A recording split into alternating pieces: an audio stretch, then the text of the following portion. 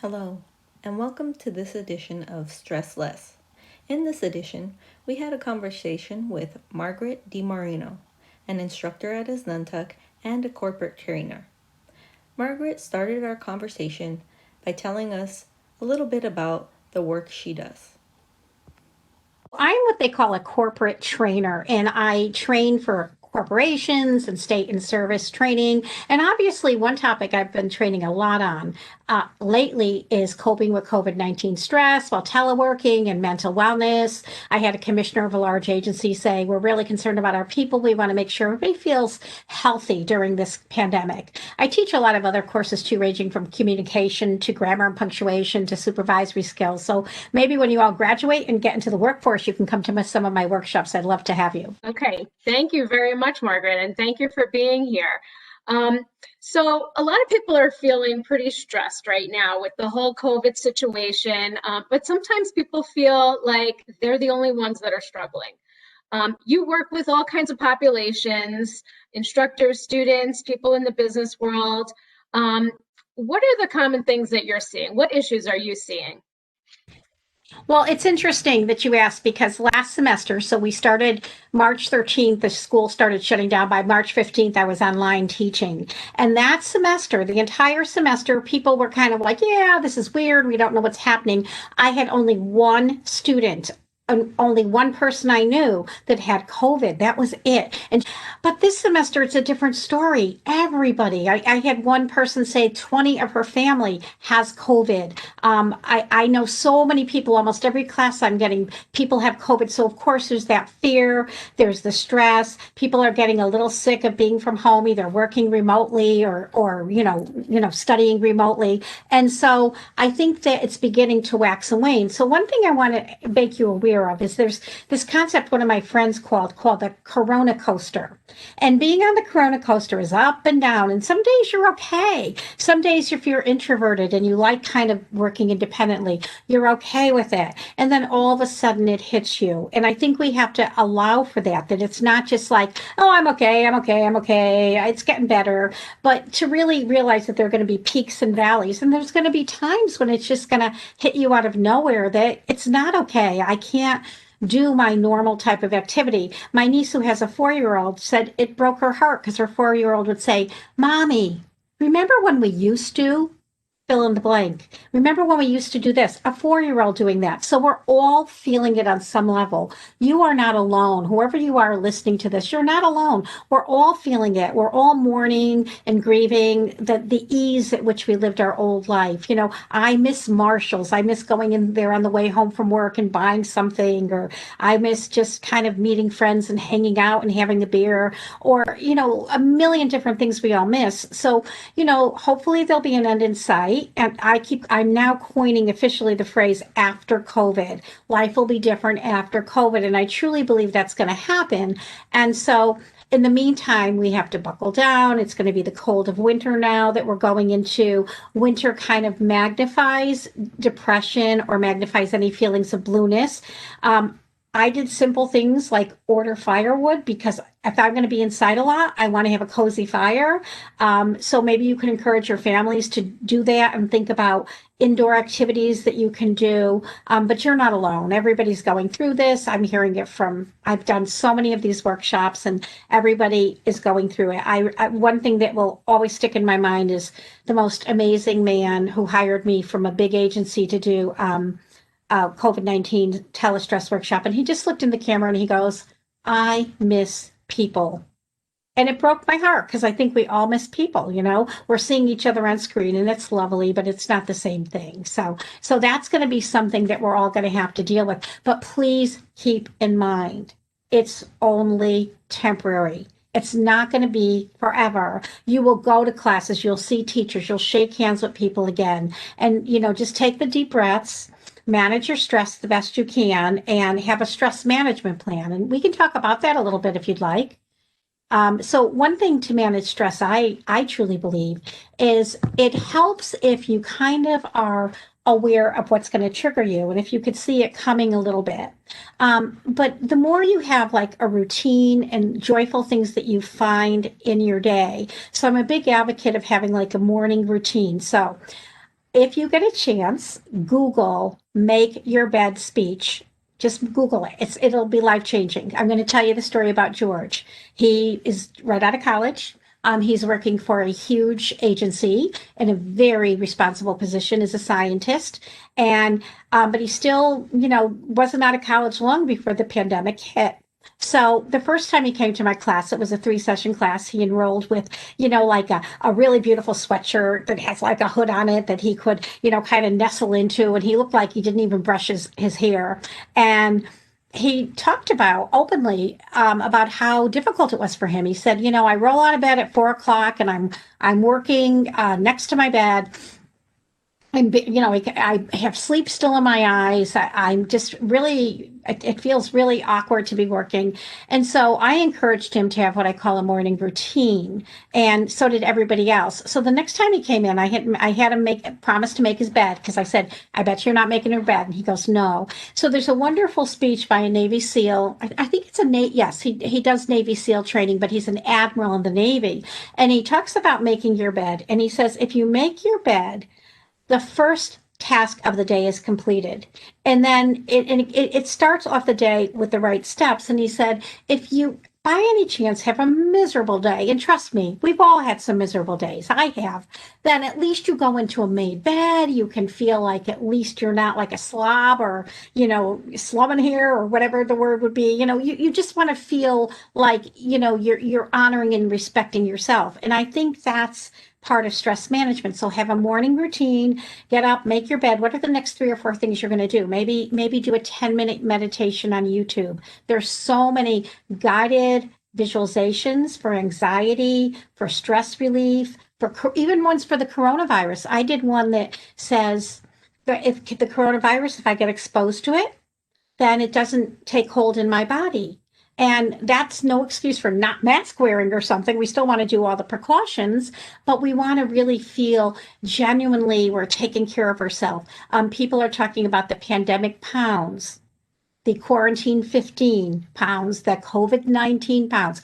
Don't gain weight during this period. Wear your jeans. I have my size 6 jeans on, and I will still have them on when I get out of quarantine. And I am very conscious of the food I'm putting in my mouth, very conscious of nurturing myself. And I think that's really important to do. People who are wearing stretch pants, all of a sudden they put on a pair of jeans and they're like, oh my God, it won't zip up. So really respect your body and drink plenty of water. It's really like, imagine you're training for an Olympic event. But this Olympic event is fighting COVID if you ever should be exposed for it. And so just really take your time. Don't get pressured. I know they say on the airplane, well, we're not going on airplanes anytime soon, probably, but, put the oxygen mask on yourself before you put it on anybody else. Even if you're carrying a baby, do that. So really take time to be gentle yourself. And so other things in your morning routine might be, obviously things like brushing your teeth. Although there is a interesting study that shows that Americans are showering far less and shampooing their hair and doing lots of things like that far less. And I think that's true. And okay, so we can be a little sloppy, but don't get too sloppy. I've been working at home for most of my life. I do writing. I write part-time for the Hartford Courant and different newspapers throughout my career. But I also have, done a lot of lecturing, training, and that's all on the road, except now it's all virtual. But I do a lot of work in my office, preparing. So I'm used to working at home. I'm used to that isolation. And I know early on, maybe I was 20, 21, 22 when I started, and I would work in my jammies and I would kind of get up and have no schedule. And it was really hard. Once I started establishing a schedule, it became so much easier and so much better. So I would say be mindful with your schedule. Make sure that, you have nice things worked into your schedule, nice breakfast, maybe some like push-ups. I don't have it with me. I wish I thought to take it, but there's this thing called an exercise dice on Amazon. And it's 8-sided. You can get it for about $10. Google exercise dice. And for those of you who like to work out like I do, it has on the 12 sides, it has 10 of them are different exercises, like 10 burpees, 15 jumping jacks, 10 frog jumps. And then two of my favorite ones, water break.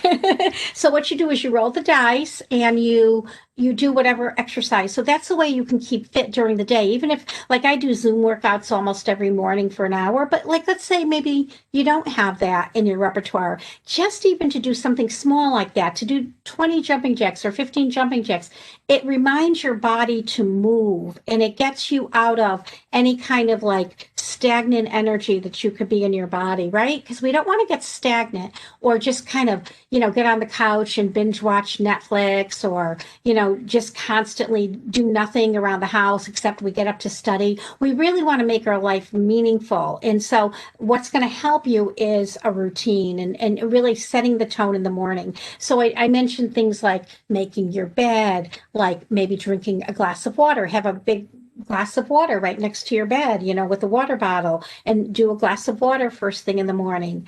And then you can do things like, exercise, even if it's just a couple stretches. For those of you yogis, and I know there's a few of you out there, did you ever hear of bed yoga?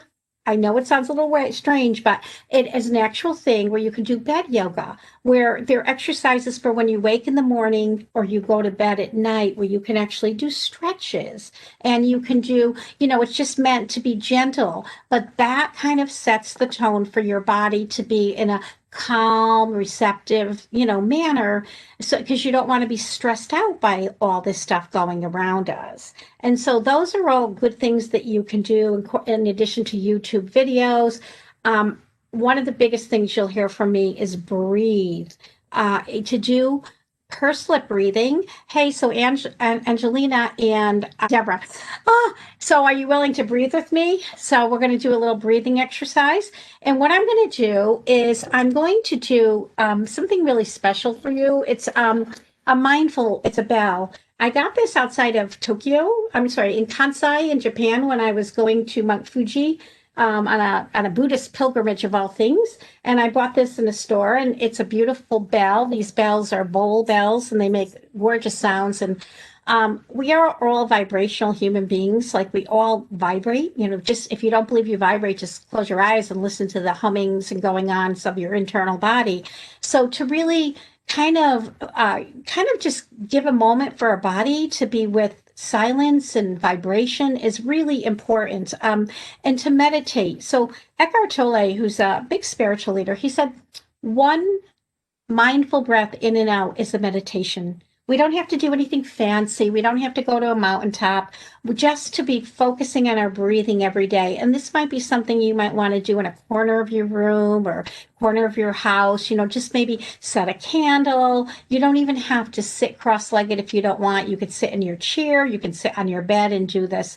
But I'm going to invite you to take 3 mindful breaths with me. And this is what we're going to do. I'll ring the bell. The bell is always meant for awareness. Like, that's what a bell in Japanese and different cultures, a bell is the signal for awareness to go inside. And then as we breathe, what we're going to do is the easiest breath. It's officially called pursed lip breathing. I call it beach ball belly breath, because you want to make your belly nice and plump, So what you're going to be doing is you're going to be breathing gently in through your nose, imagining it going down your throat, all in your lungs, all the way into your beach belly, making it nice and full. And then on the deflation, you're going to deflate from your belly first and all the way up, through your windpipe and your throat, and breathe out through your mouth. And so we're going to do 3 mindful ones of those. And I always invite people to do it along with us. And what we can do is you can close your eyes so you can focus on your internal workings rather than looking around and getting distracted. But I'm going to do 3 short, probably not so short, bell ringing. And then I'll do 3 breaths and guide you through that, and do it at your own rhythm and pace. So if you're faster than my voice, great. If you're slower than my voice, great. So this is just mindfulness, little quick mindfulness thing. Okay. And then I'll tell you how you can adapt this throughout the day. So, okay, if we're ready, please close your eyes.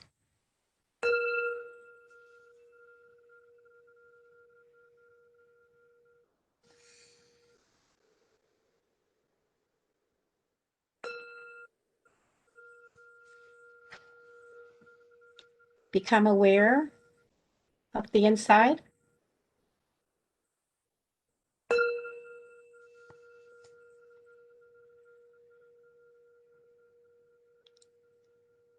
And as the vibration fades away, I'd like you to take a deep, mindful breath in through your nose.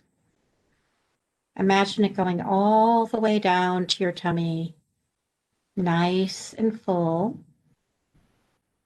And when it's full, you can start by deflating your belly and letting your breath come up, up, up through your mouth like you're blowing out birthday candles.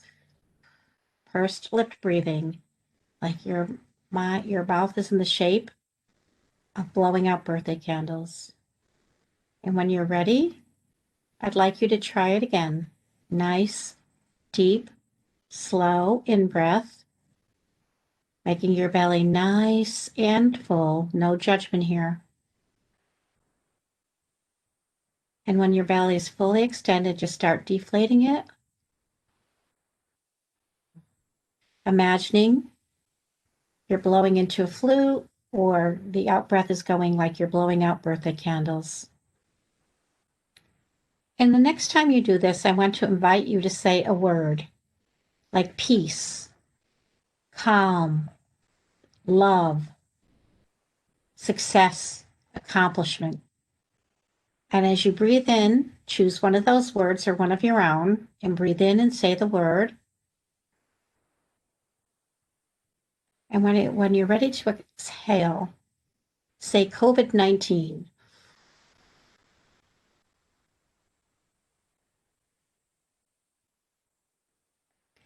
Now I'll let you pick your exhale word and we'll do it a few more times. So your exhale word might be stress. It might even be the certain course you're taking that's stressing you out, like you're releasing the stress of that course. It could be anything in your life that's stressing. So again, we're going to breathe in with a positive word.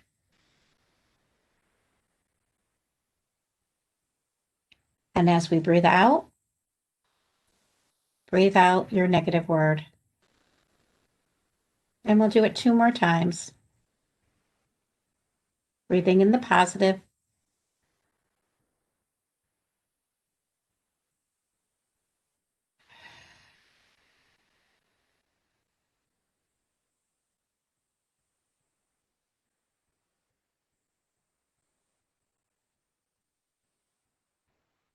And on your next breath, I want you to just smile to yourself inwardly.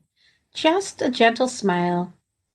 And just breathe in and out, feeling that gentle smile growing and spreading to all parts of your body.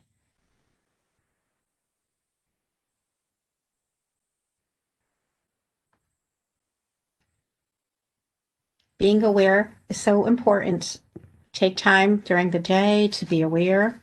And I'll ring the bell one more time to end our little meditative practice. And when you're ready, you can open your eyes.